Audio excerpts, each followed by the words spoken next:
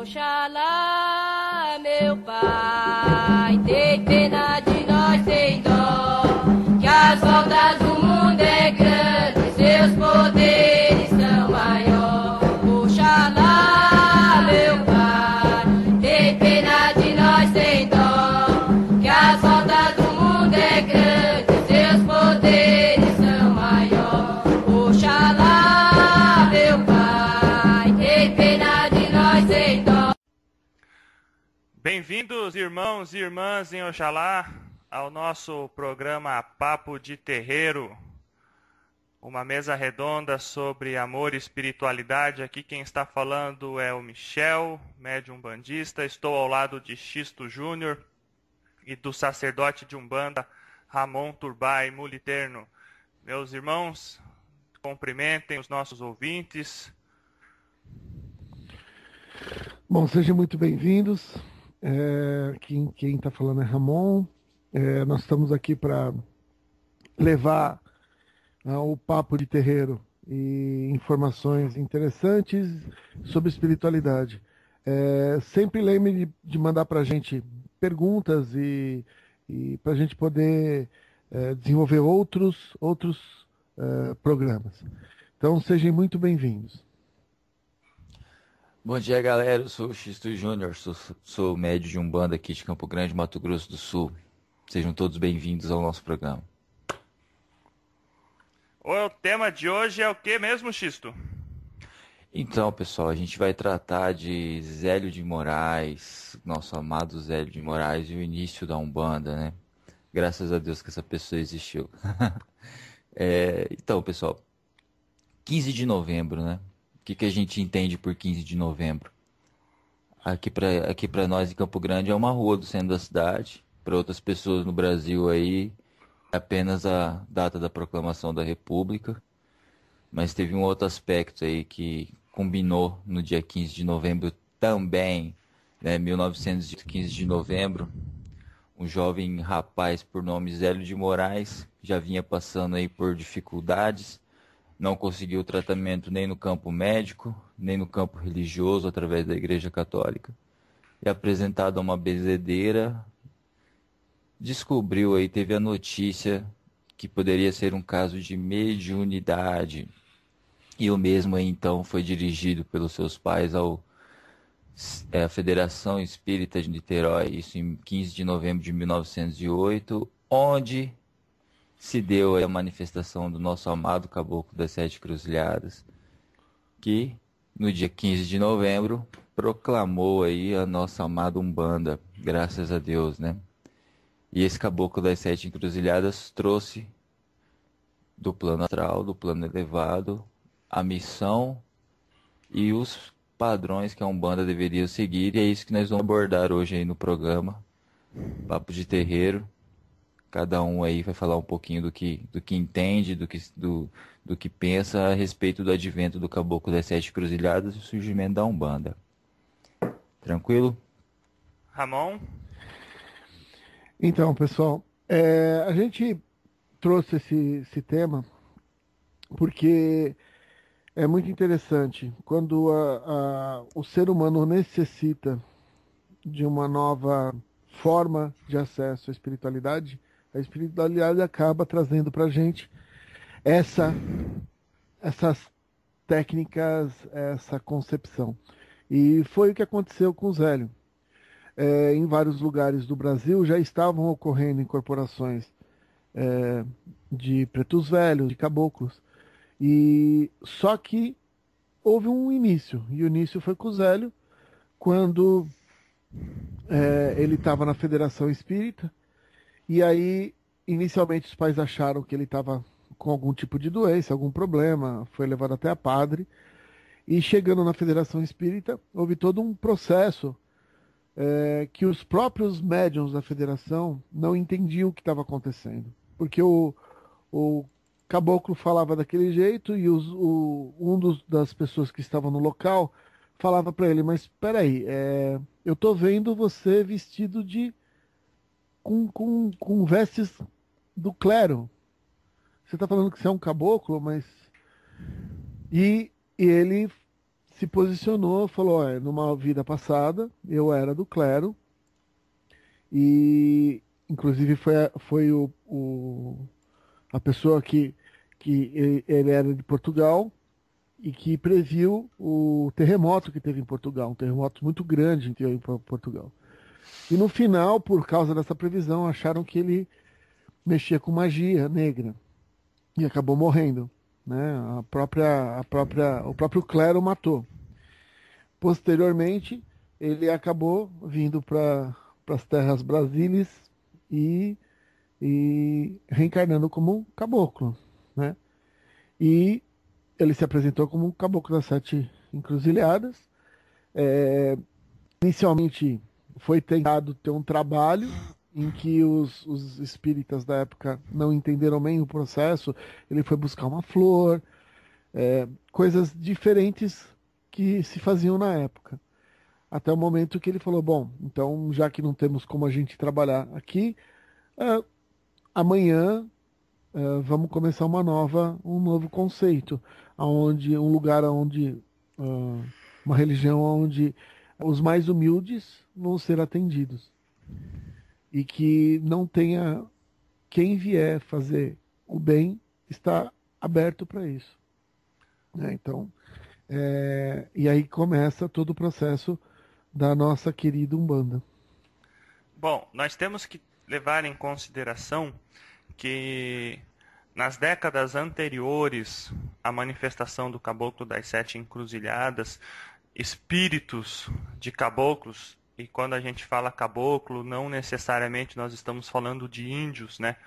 Porque o termo caboclo significa o simples, né? O humilde, e não o índio, né? Já estavam tentando se manifestar dentro do contexto espírita. E os nossos irmãos espíritas daquele período, eles não permitiam a manifestação espiritual desse tipo de entidade, alegando atraso espiritual.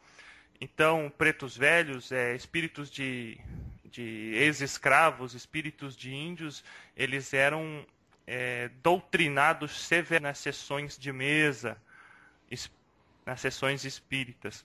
Então, nós acreditamos que esse contexto levou com que o astral tomasse uma atitude. E essa atitude ela veio através de Zé Andino de Moraes e do advento do Caboclo das 7 Encruzilhadas. Dentro desse contexto, Xisto, por que você acha que não era permitida a manifestação desse tipo de entidade, de preto velho ou de índio, pelos nossos irmãos espíritas naquele período? Olha só, sem querer muito assim, técnico falando, primeiro eu acho que é ignorância, né? Mas entrando na parte técnica, né? Porque o espírito ele acha assim que depois que a pessoa morre, né, que a pessoa desencarna, ela não tem essa necessidade de arquétipo, né? Porque o espírito não tem essa necessidade de se apresentar com um arquétipo desse, né? Então ele acha que um espírito que se apresenta assim é um espírito evoluído, um espírito que não tem a capacidade de passar uma mensagem positiva, né? E a gente vê que não, né, Michel? Haja visto aí, como você mesmo já comentou em alguns textos aí, e a gente acompanha, que o próprio Bezerra de Menezes já se apresentou como preto velho, né? E é um espírito evoluidíssimo, né? Dentro das correntes espíritas aí, é um espírito muito evoluído, né? E então, assim, o arquétipo não é para o espírito, é para o ser encarnado. Você entende o que eu quero dizer? Porque o arquétipo não é para o espírito que está incorporando, é para o consulente que está vindo até esse espírito receber orientação, né? Então ele tem que se fazer se fazer entender de cada vez melhor, certo? Então, assim, como que eu vou falar a uma pessoa humilde, sem tanta instrução, né, com falas de doutor, né? Então, ele vem num arquétipo de preto velho, né, um arquétipo de caboclo. Eu costumo dizer lá no centro, lá pro pessoal mais novo, que tirar da ideia, da cabeça, né, que preto velho é preto, que índio é índio, que caboclo é índio, porque tem muito preto velho que nunca preto foi, né? E muito caboclo que nunca passou numa aldeia. Sim, isso é uma grande verdade, Xisto. Inclusive, para você incorporar como caboclo ou como preto velho, isso significa que você atingiu um grau na sua evolução pessoal. Não é qualquer pessoa que desencarna, resolve depois de algum tempo desencarnado, vou trabalhar na Umbanda, eu vou incorporar como um caboclo. Não é assim. A pessoa, aquele espírito, ele tem que ter experiência, ele tem responsabilidades e ele atingiu certo grau de desenvolvimento para daí sim ele poder vir como um caboclo na Umbanda ou vir como um preto velho dentro da Umbanda. Um outro Aí detalhe quando. que eu posso falar para vocês é o seguinte: esse estereótipo também é reconhecido pelos obsessores e pelos magos negros. Então, quando ele se defronta com um preto velho ou um caboclo, ele sabe que ele está trabalhando com alguém que mexe muito bem com as energias e vai saber se defender. E vai saber Com defender as certeza. pessoas que em volta. Porque uma coisa, pessoal, é ter a visão assim, tem o consulente, e é óbvio que as pessoas mais simples, elas preferem a palavra de um preto velho a um de um doutor. Sem Com contar que elas certeza. não entendem. Outra coisa é no plano espiritual, onde você tem vários processos, onde precisa se definir muito bem. E não é só o estereótipo, são as energias desse estereótipo geradas. Então, um guardião, quando ele se apresenta daquela forma, nenhum obsessor vai querer entrar de frente com o guardião. Com certeza.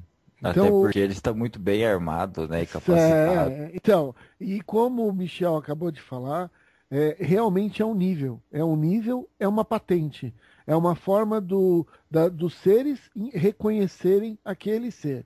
Lógico que existem muitos quiumbas querendo se passar por pretos velhos, e aí é uma questão apenas de você, quando você está desencarnado, é só você analisar a energia. Quando você está encarnado, passando por uma consulta e é um quiumba, não é um preto velho ou um caboclo, é só você ver o tipo de fala. E no tipo eu não estou dizendo mais afetado, e sim o conteúdo.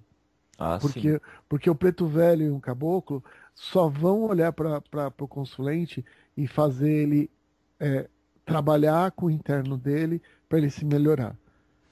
Mas o que eu acho incrível, eu acho, né, dentro desse tema que a gente está abordando hoje, se você pega a narrativa da história, né, quando o médium clarividente que estava presente na sessão reconhece que aquele espírito comunicante era um espírito clerical, né? Uhum. O assombro dele, né? A, a, porque a partir dali eles já não tentam mais doutriná-lo. É verdade. É, Eles já tentam, como se diz, estudar a situação. O que está acontecendo aqui? A gente tem um padre incorporado no menino de 17 anos falando que vai ter uma religião nova, né? E aí ele pergunta, mas já são tantas as religiões, né? Para que você vai trazer mais uma? Né? E aí ele responde, né? Será uma religião onde o preto e o índio poderão trabalhar em prol da caridade, enfim, N coisas. Então, esse assombro, né, da pessoa, porque a gente espera que quando um caboclo diz eu sou o caboclo fulano de tal, no meu caso, por exemplo, eu sou o caboclo roxo, né? O médio vidente espera ver o quê? Um índio de penacho. E não é assim, né? Então, assim, esse assombro de ser um espírito clerical, do clero, né? Para quem não sabe, o Gabriel de Malagridas, né? O nome, né? Esse assombro do pessoal ali que foi acho que ele até usou essa roupagem do clero para poder tirar a parte doutrinária, para não ficar aquele assunto doutrinário. Ah, meu irmão, procure a luz. Meu irmão, você vai receber o amparo, aquela coisa de doutrinador, né? E uma coisa que a gente tem que ter consciência, né? Muitas pessoas olham a veste e a forma pomposa de falar e definem que ali tem um espírito de luz. A gente tem que parar e olhar por cima disso. A gente tem que olhar a informação, a gente tem que olhar o que vem dentro. Na nossa última, no nosso último encontro, a gente estava falando de Kardec. Kardec, quando analisou as coisas que ele estava escrevendo, ele não tinha a quem questionar, a quem fazer. Ele teve que usar a fé raciocinada. E eu acho que esse é o mesmo ponto. Tem muita gente que escreve que eu sou de Aldebaran e todo mundo começa a ler o texto, poxa, é um espírito avançado. Meu, tem tranqueira também em Aldebaran, se vocês não sabem não. Tá? Tudo depende do ponto de vista. E tudo depende da informação. Então vamos ficar um pouco mais consciente da nossa capacidade de entendimento. Capacidade de entendimento não é que é o espírito que vem falando bonito, que vem trazendo informações corretas. Tem muita desinformação e a gente precisa alertar vocês, amigos, de que vocês precisam questionar com o coração e com a cabeça. Bom, aí nós chegamos num ponto que eu acho um ponto crucial, que aconteceu naquele período e que foi uma das causas principais da criação da Umbanda a nível astral, do astral para a matéria. É a questão de humildade. Nos centros espíritas daquele período, só se aceitava um filósofo. Nossa, Sócrates veio aqui falar conosco, São Francisco de Assis baixou em terra aqui, deu uma palestra maravilhosa para todo mundo. Pretos velhos e índios, esses são espíritos atrasados. E só se aceitavam pessoas de bem. Ainda nós vemos, ainda Brasil afora, em terreiros de Umbanda, em centros espíritas, que se a pessoa ela é uma pessoa de posses, né, ela é uma pessoa de bem, é bem aceita dentro da casa. Se ela é uma pessoa humilde, ela não é aceita. E a questão da humildade. Acho que Zélio de Moraes, durante toda a sua vida, teve uma conduta exemplar em todos os aspectos. A humildade dele, ele nunca fez questão, nunca gostou de ser chamado de pai da Umbanda, que realmente o é fundador da Umbanda, como nós vemos. Assim como o próprio Caboclo das Sete Encruzilhadas, que sempre se referiu como o menor espírito que desceu à Terra. Ele jamais falou assim, eu sou o Caboclo das Sete Encruzilhadas, aquele que fundou essa religião que vocês praticam hoje. Muito pelo contrário, na minha humilde pequenez, venho aqui trazer mensagem para os irmãos. Era assim que ele fazia. E esse ponto eu acho extremamente importante para que a manifestação do Caboclo das Sete Encruzilhadas em Zélio de Moraes tivesse ocorrido. Porque eles viram, do ponto de vista astral, que a coisa estava caminhando para um lado que não era o que eles queriam. E como existia essa corrente astral de banda, né, com pais velhos, com caboclos, com índios, com pajés, e todos eles querendo trabalhar, querendo ajudar as pessoas que aqui estão encarnadas, e por serem taxados de espíritos atrasados por seres humanos, eles simplesmente pararam assim, olha, nós temos que criar algo novo, nós temos que criar a nossa religião onde nós iremos falar. Porque os humildes, aqueles que têm pouco acesso à informação, eles, como o Xisto bem falou agora mesmo, eles não chegavam. Eles não entendiam as mensagens que vinham dos centros espíritas, porque você vai pegar uma pessoa sem escolaridade e você vai colocar para assistir uma palestra de um filósofo, a pessoa não vai compreender nada. Então, quando o arquétipo se apresenta, quando o espírito se apresenta na forma de um caboclo, de um índio, ou de um preto velho, ou de um Exu, essa entidade ele fala exatamente da forma que aquela pessoa precisa ouvir. Inclusive, o Caboclo das Sete Encruzilhadas e Pai Antônio, que foram os dois primeiros espíritos que se manifestaram na Umbanda, existem diversos relatos que contam justamente isso. Eles tratavam as pessoas simples de forma simples e quando vinha um doutor, um advogado, eles falavam a mesma língua dele. Ou seja, eles estão apenas com aquela vestimenta de caboclo, de preto velho, mas existe uma inteligência, uma sabedoria muito grande por trás disso aí. Eu vou até fazer uma colocação aqui que é da seguinte forma.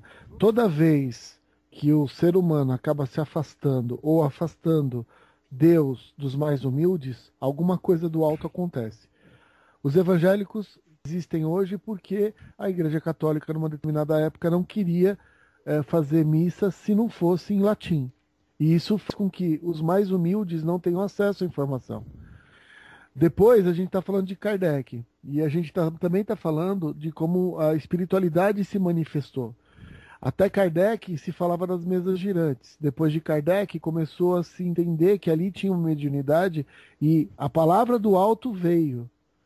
E quando a Umbanda chegou, ela veio, a palavra do alto veio para que os mais humildes pudessem receber. Então, uma das coisas que a gente tem que deixar claro para todas as pessoas que trabalham em espiritualidade, a gente não trabalha para aumentar nossa capacidade intelectual, nem nossa condição mediúnica. A gente trabalha para ser instrumento do alto e ajudar quem precisa. E quem precisa, normalmente, são os mais simples. Porque neles não chega nada. Eles não têm como. Uma outra pessoa pode pegar um livro e ler. E às vezes o mais simples não sabe nem ler. Então, a gente tem que entender que todas essas formas que a espiritualidade arruma para que a informação chegue, a gente tem que enxergar que nós, como médiums, como trabalhadores, aonde é o nosso foco. O Michel falou sobre a humildade da Umbanda. E é uma das coisas que eu acho mais linda. Outra coisa que a Umbanda traz pra gente, a gente conversa com os mentores. Coisa que há muito tempo, tirando algumas reuniões específicas kardecistas, não se conversa com os mentores. Você ter condição de conversar com os mentores e trazer informação de espiritual para a Terra é a coisa melhor que existe. Porque aqui a gente só tem aquilo que escreveram ou disseram. Você trazer de um espírito de luz uma forma, uma técnica, uma posição de poder ajudar ao próximo é maravilhoso. Então, o advento do Zélio, ele veio primeiro utilizar da mediunidade mais ostensivamente para que um trabalho em conjunto das entidades com os médiuns pudessem trazer para a Terra e a ajuda que era necessária. Já existia. Fala, X. Não, completo. Achei que você já tinha terminado. Desculpa, irmão. Não tem problema. Mas a gente tem que enxergar, a gente tem raciocínio e fé raciocinada para entender. Então, quando eu estou falando que os evangélicos tiveram que começar, porque a igreja não deixava vir informação. Quando os espíritos começaram a querer se comunicar e não tinha ninguém para se comunicar, entrou Kardec para conseguir trabalhar isso e criar dentro da mente humana a possibilidade da mediunidade. E mais tarde, agora com a Umbanda, o trabalho dessas entidades é um trabalho em conjunto com os médiuns. O médium gera uma energia que ajuda muito em alguns processos de cura, de ajuda ao próximo. As entidades trabalhando com os médiuns conseguem ampliar muito mais o leque de ajuda. Então eu acho que a Umbanda ela vem nessa linha de trazer informação para o mais simples, trazer Deus para o mais simples e poder ajudar essas milhões de pessoas que precisam de ajuda espiritual, mental e física. Agora você pensem comigo o seguinte, pessoal. A Umbanda foi proclamada aí pelo Caboclo das Sete Cruzilhadas no ano de 1908, certo? Nós estamos aí, então, há 20 anos do fim da escravidão, porque a princesa Isabel assinou lá, né, a carta a Lei Áurea em 1888. Então, são 20 anos, né? Aí vem a Umbanda. Aí, durante os meus estudos essa semana, eu estava estudando e aí eu percebi o seguinte, eu recebi uma informação da seguinte forma, que não foi só pelo aspecto cultural, né, que o kardecismo não deixava os espíritos incorporados, que a Umbanda foi criada, que a Umbanda foi trazida à Terra, porque ela já vinha sendo desenvolvida há algum tempo no astral. Pensem comigo assim, a gente estava muito próximo, né, a fundação da Umbanda e o período de escravatura no Brasil eram muito próximos, né? E durante o período de escravatura no Brasil, você teve aí sacerdotes africanos que foram escravizados, né? Que iniciaram, até por autodefesa, não vamos julgá-los, mas até por autodefesa daquele período de terror, iniciaram uma prática de magia não muito virtuosa, né? Vamos dizer assim, para não dizer magia negra, né? Vamos dizer magia não muito ortodoxa, né? E não existia naquela época nenhuma forma religiosa ou magista para combater esse tipo de magia que o próprio escravo estava fazendo para se proteger.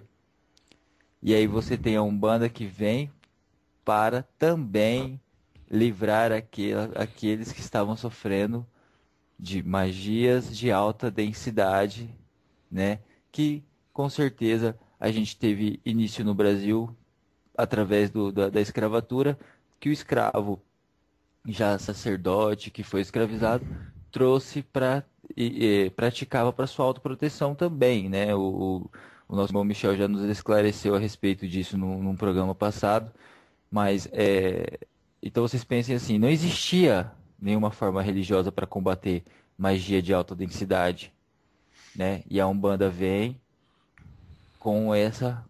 no bojo da Umbanda, ela traz essa responsabilidade de combater magia densa, né? É, Então tem isso também aí a gente não pode, como se diz assim, né, não é esquecer, mas a gente entrar um pouquinho mais e acionar um pouquinho mais o nosso olhar para dentro da questão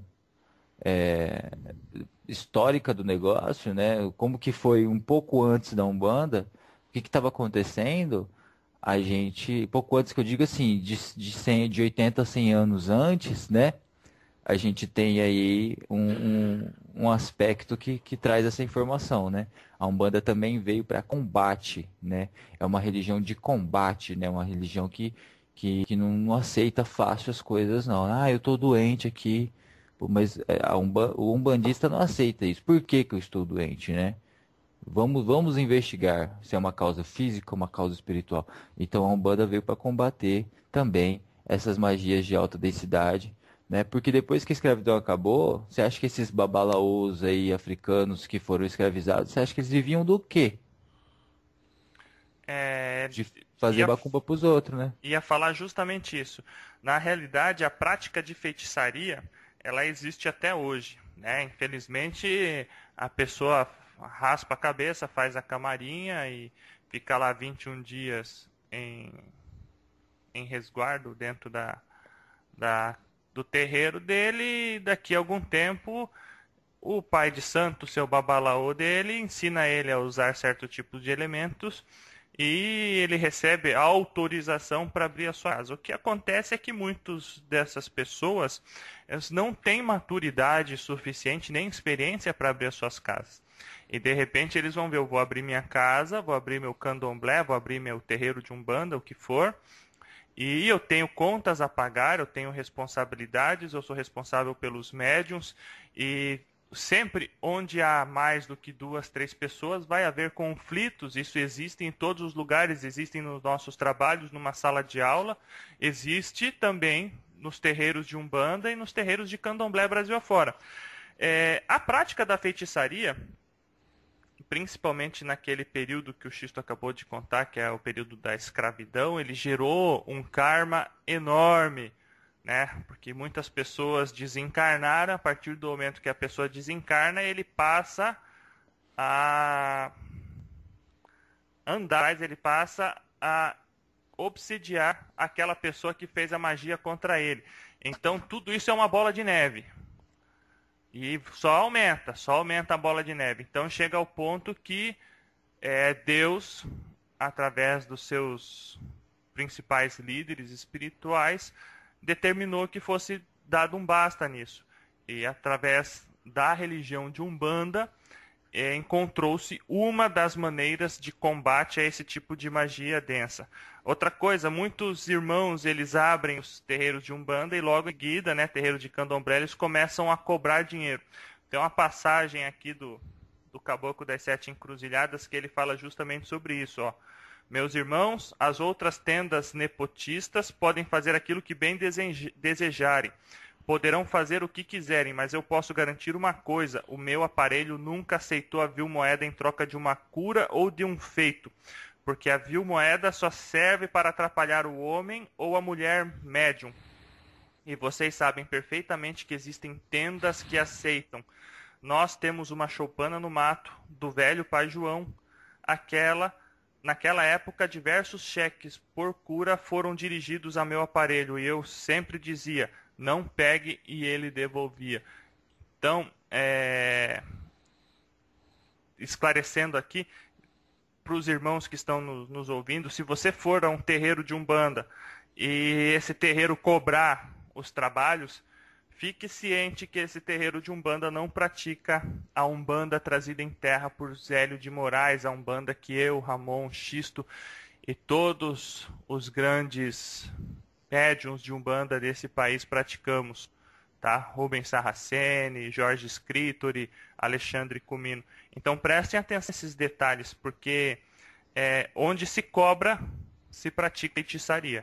Então, se o amigo ouvinte aí não quiser participar disso, porque a partir do momento que você vai procurar um feiticeiro para conseguir um emprego, conseguir uma namorada, conseguir um casamento, um homem, o que for, lembre-se que é o seu que está na reta também. E a hora que a cobrança vier, que a lei de ação e reação, ou lei de karma, ela for acionada, você vai ter que aguentar a bronca. E não adianta chorar, se arrepender, porque só choro e arrependimento não resolve isso aí, não. E só deixando um outro detalhe. O Michel está falando sobre Umbanda e pessoas que se dizem umbandistas e cobram, mas isso não é só na Umbanda. A gente tem várias filosofias que acontecem a mesma coisa. Na realidade, as filosofias elas acabam se corrompendo pelo ser humano. Então você tem padres complicados e pedófilos, você tem na igreja evangélica você tem muita gente que se preocupa com ganhar o dinheiro e menos com a ajuda ao próximo e assim por diante. Então não é coisa só da Umbanda. Tem em todos os lugares onde tem um ser humano. Uma coisa que o meu pai sábio fala Posso explicar rapidinho quem é Pai Sábio, só para vocês entenderem? Vai fundo, vai fundo. Pai Sábio, ele é o esposo da minha mãe de santo, ele tem 80 anos e desses 80 anos, 56 de Umbanda. É um cara muito experimentado, né?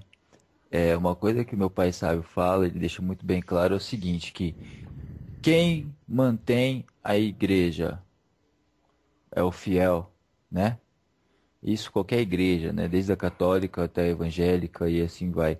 Quem mantém o terreiro é o médium, né?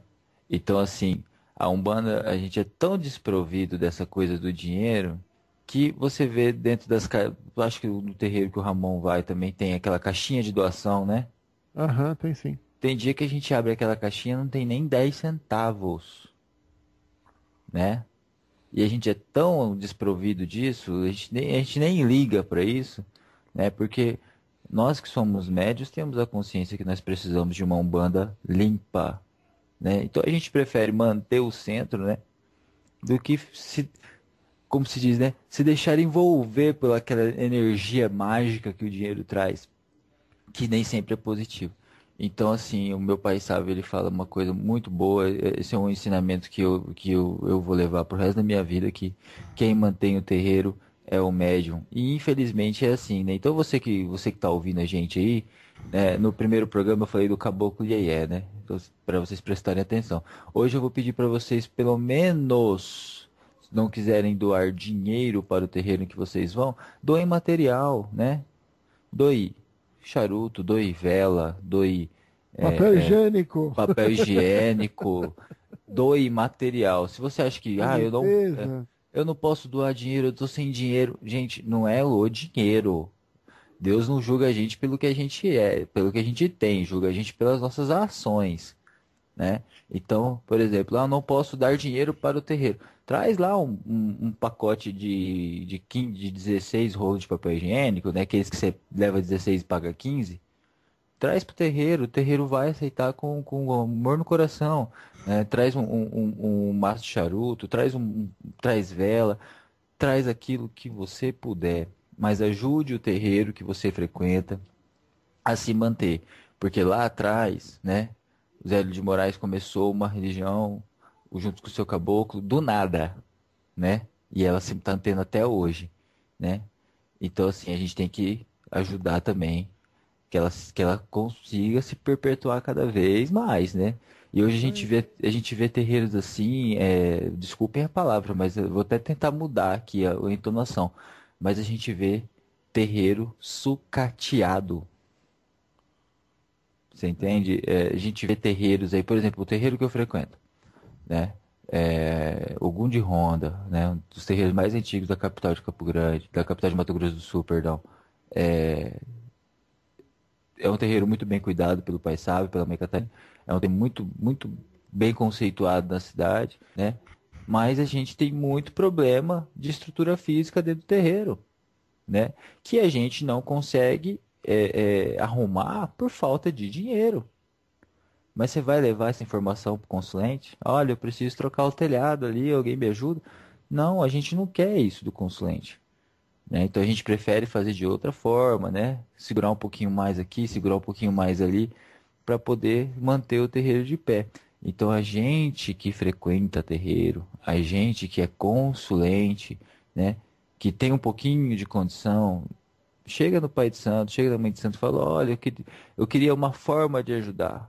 Lógico que se for um Pai de Santo sério, dinheiro ele não vai pedir. Se for um zelador de terreiro mesmo, né, na palavra mesmo, eu sou zelador de terreiro, esse zelador de terreiro, dinheiro ele não vai te pedir. Mas ele vai te pedir atenção para casa, né, se você tiver condição. Então o que que é atenção para casa, né? É ver se tá precisando de charuto, de vela, de incenso, de N materiais que a Umbanda utiliza. Então você que frequenta, por favor, nos ajude a perpetuar a nossa fé até o fim dos tempos, se Deus quiser. É isso aí. Bom, só vamos retornar ao assunto Zélio de Moraes, então, Sim, e falar sobre a segunda entidade que se apresentou na mediunidade de Pai Zélio de Moraes.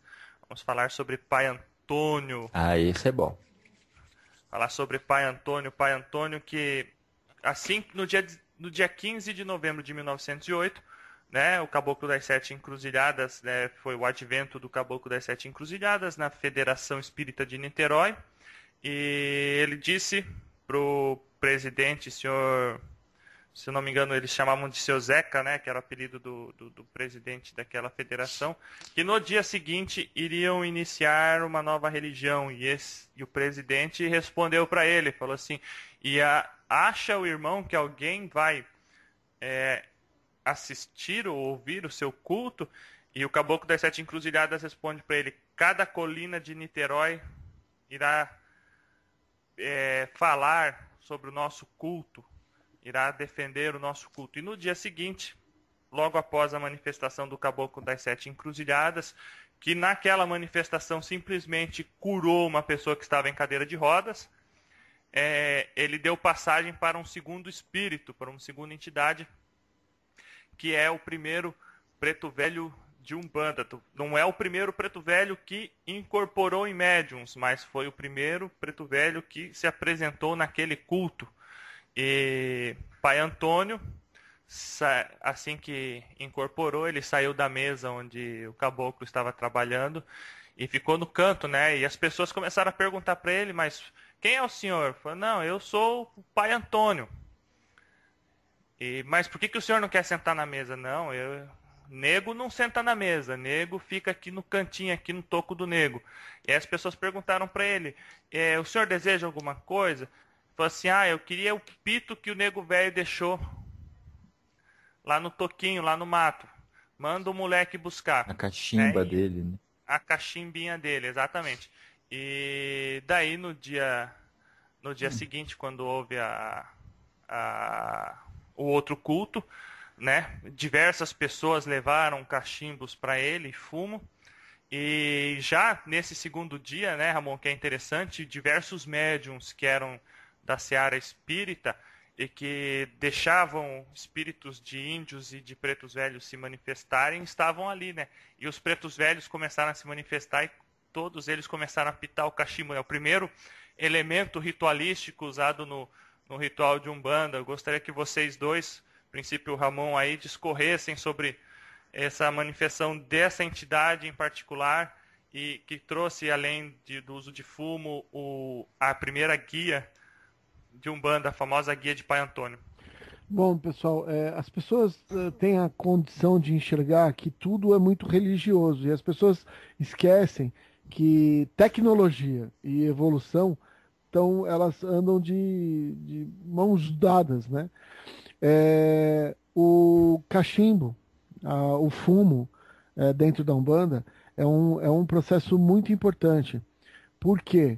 Porque a maioria das pessoas, quando chega para ter ali no trabalho, ela está com a aura toda completa, densa e agregado miasmas, processos densos, aonde com as baforadas, com a parte mais densa que sai do cachimbo e do cigarro, é limpo toda a aura do consulente. Então, as pessoas enxergam que ali tem alguém fumando. O médium que é médium não fuma. O médium que é médium, ele trabalha com aquele cigarro e aquele cachimbo de forma externa. Algumas vezes a entidade requer do médium algumas coisas para limpeza interna. Mas ali não tem uma pessoa fumante, não tem um fumante ali. E nem a entidade que está ali está querendo fumar, porque ela não precisa. Isso dos cigarros e charutos. Na realidade, faz o processo de um incenso, né? E a guia, que é uma das coisas muito importantes para os médiums, é uma conexão com as entidades de trabalho. A guia, ela pode servir, ela é um portal vivo. O próprio médium, com a guia, ele se torna um portal vivo da espiritualidade. Tá? Então são coisas muito importantes, mas que as pessoas acabam achando, mas aquilo é um ritual. Comecem a olhar além do ritual, pessoal, porque existem momentos que eu preciso trabalhar com densidade. Densidade não é nem bom nem ruim. Densidade é o que é. Você vai, que nem o Michel acabou de falar, ele curou uma pessoa na cadeira de rodas. Quer coisa mais densa do que isso? O corpo físico foi curado. Então, temos que começar a entender o quanto é problema, o quanto as coisas que a gente acha que são rituais são ou não são. É legal isso que o Ramon falou, né? Que a fumaça do cachimbo ela serve de um agente desagregador de miasmas e cascões, né? Na aura da pessoa. Mas a gente também tem que entender o seguinte: existe muita coisa na Umbanda que a gente não tem, no iniciozinho, a gente não tem a capacidade de entender, né? Então, naquele momento ali que o que o Ramon falou é muito legal. Aquele momento que o Preto Velho dá aquela baforada assim no teu chakra coronário, né? No teu chakra laríngeo, né? Ou mesmo no plexo solar, né?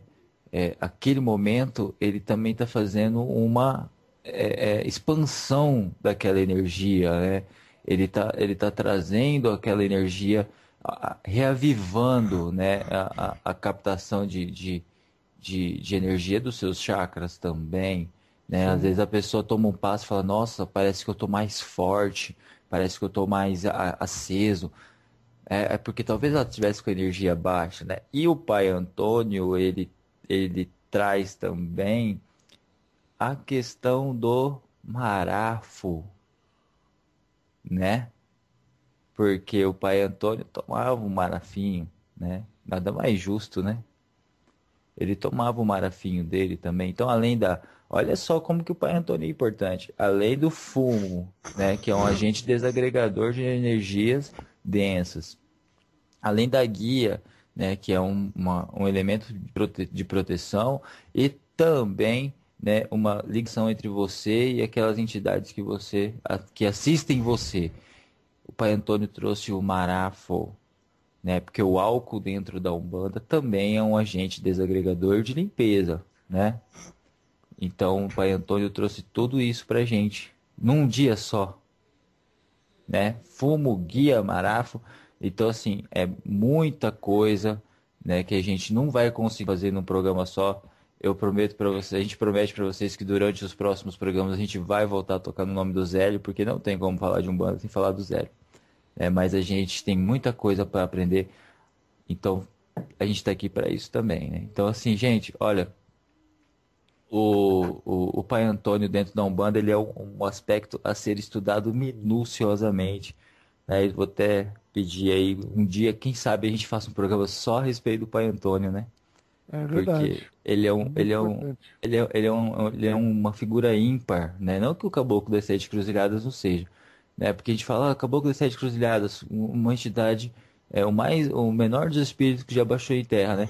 Mas se você olhar lá quando ele estava lá na Federação Espírita, na primeira manifestação dele, ele era meio ignorantão, né? Ele era meio brabo, né?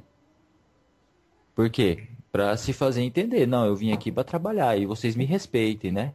Se é o nome que vocês querem, meu nome é esse. E acabou, né? Mas aí quando ele volta pro culto, quando ele quando dá início ao culto que ele trouxe, você vê que é um caboclo de pura humildade, de puro amor, né? Que trabalhou com médium, de puro amor. Agora eu queria só fazer uma pergunta para os irmãos, porque eu pesquisei, eu não achei, tá? Não sei se existe. Eu não encontrei em lugar nenhuma, do desencarne do Zélio, eu não encontrei nenhuma outra manifestação de um caboclo por nome de Sete Encruzilhadas. Bom, Xisto, isso aí é o seguinte, ficou tão marcado como o caboclo que fundou, a entidade que fundou a Umbanda, que provavelmente você não vai ver outro caboclo das Sete Encruzilhadas se manifestar em algum médium. É porque a gente Tá? tem Então, falanges, né? Por exemplo, Pai Joaquim tem 300 Pai Joaquim na Terra trabalhando, né? Eu acho que o Caboclo das Sete Cruzilhadas foi único e também. encerrou sua tarefa junto com o encerramento da tarefa do seu médium, né? Do seu aparelho. Inclusive nós temos que prestar muita atenção quando pessoas psicografam a respeito do senhor Caboclo das Sete Encruzilhadas. Entendeu? Eu já vi mensagens, eu não entro no mérito da questão se é ou se não é, mas devemos tomar cuidado porque ninguém incorpora hoje no Brasil o Caboclo das Sete Encruzilhadas. Incorpora os Sete Flechas, o Caboclo Roxo, o Sultão das Matas, incorpora todas as entidades, né, dessa linha de caboclo, aí Sete Pedreiras, Sete Montanhas e Companhia Limitada, mas Sete Encruzilhadas não tem. Então, temos que prestar bastante atenção para não cair na pegadinha do malandro, né, do caboclo Do Iê-Iê, Caboclo né, que Iê-Iê. vem e se apresenta como o caboclo das Sete Encruzilhadas. Vamos para as considerações finais desse nosso programa. Podemos voltar realmente outro dia com falando mais sobre Zélio de Moraes. Realmente é um assunto que daria aí tranquilamente 4, 5 programas a nós falar. Só para terminar aqui minha parte, eu quero ler aqui um trechinho. Como o menor espírito que baixou a terra, mas amigo de todos, numa concentração perfeita dos espíritos que me rodeiam neste momento, peço que eles sintam a necessidade de cada um de vós e que, ao sair deste templo de caridade, possais encontrar os caminhos abertos, os vossos enfermos melhorados e curados, e saúde para sempre em vossas matérias. Com paz, saúde e felicidade para todos vós, com humildade, amor e caridade, sou e serei sempre o humilde caboclo das Sete Encruzilhadas. Lembrem disso, irmãos ouvintes, quando alguma entidade, algum médium incorporado estiver falando que eu sou o fulano de tal, eu sou um dos 7, eu sou o chefe de falange, eu sou isso, eu sou aquilo, pois o fundador da Umbanda, o Caboclo das Sete Encruzilhadas, nunca falou que era um espírito grande, sempre se comportou como humilde. E nós aqui no nosso programa seguimos essa mesma linha de raciocínio dele. Nós não passamos, nem eu, nem o Xisto, nem o Ramon, de simples médiums de Umbanda. Nada temos de especial, apenas estamos procurando compartilhar informação com vocês. Fiquem com Deus. Ramon, Xisto, podem dar as considerações de vocês. Espero que a gente tenha adicionado para vocês informações. O nosso objetivo como trabalhadores na luz é distribuir luz, conhecimento e e estudos. E para isso a gente tem que dividir. Cada um de nós sabe um pouco. E se a gente dividir o que a gente sabe, nós todos juntos vamos saber muito. E essa é a ideia, porque sabendo mais, eu sou o melhor instrumento para ajudar o próximo. Saber mais não é você ser melhor do que o próximo. É, na realidade, você ser o melhor instrumento do universo para ajudar. Nosso canal do Papo de Terreiro, vocês podem deixar para nós temos a fanpage, deixando para nós conversas sobre o que vocês gostariam que a gente conversasse. Eu também tenho a página Eterno Aprendiz Espiritual, onde a gente escreve os textos e divide luz. E é isso. Uma ótima semana para vocês. Que Deus, que Oxalá, abençoe a cada um, para que vocês percebam que tem que buscar luz, buscar condição para ajudar o próximo, primeiro se ajudando a nós mesmos. Um grande abraço a todos. Até mais. Bom, é isso aí, galera. A gente está chegando no fim de mais um programa, nosso segundo programa. E graças a Deus muitos programas virão. Eu gostaria de agradecer aos meus irmãos aí por mais esse momento de dividir aprendizado, dividir conhecimento. A nossa função dentro do programa não é ser o dono da verdade absoluta, a gente tem isso como nossa pauta maior, né? A gente está aqui realmente como eternos aprendizes espirituais, né, irmão? Mas a nossa maior vontade é trazer trazer vocês para dentro da Umbanda. Então você que está ouvindo a gente aí que nunca tinha ouvido falar de Zélio, a nossa maior intenção não é responder as suas perguntas, é criar em você o hábito do estudo.